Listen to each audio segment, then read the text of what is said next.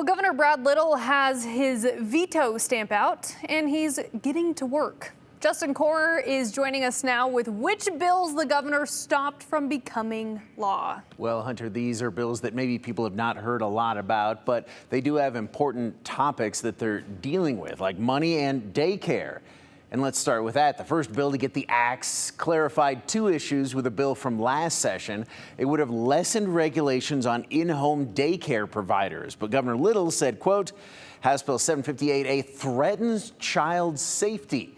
This bill could eliminate licensing and fire inspection requirements for providers in a fire or emergency evacuation. Higher ratios and weaker safety requirements would prove catastrophic, end quote.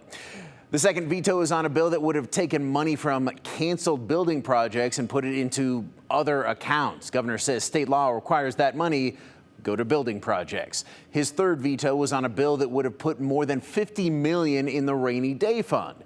But the governor believes that is unnecessary since the fund is already one of the biggest in the nation and limits the state's spending flexibility. Quote, I am particularly concerned about the state's ability to pay for the upcoming fire season after the legislature rejected my and the land board's calls for pre-funding the fire suppression fund on an ongoing basis, end quote. Governor's fourth veto was on a bill that would have eliminated some regulations on telecommunications. He said it would have given too much power to the feds.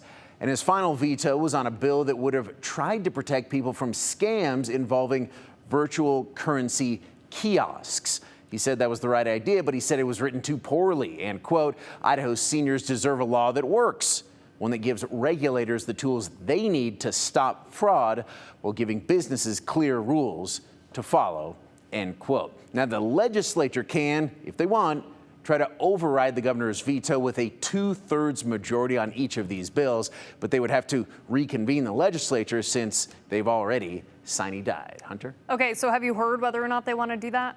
I have not, but they likely aren't going to make that decision until next week because the governor has until Tuesday to take action, whether signing something or vetoing all the bills left on his desk. There's about 3 dozen until, again, Tuesday. So we'll be keeping a close eye on all those bills until then. Awesome. Well, Justin, thank you.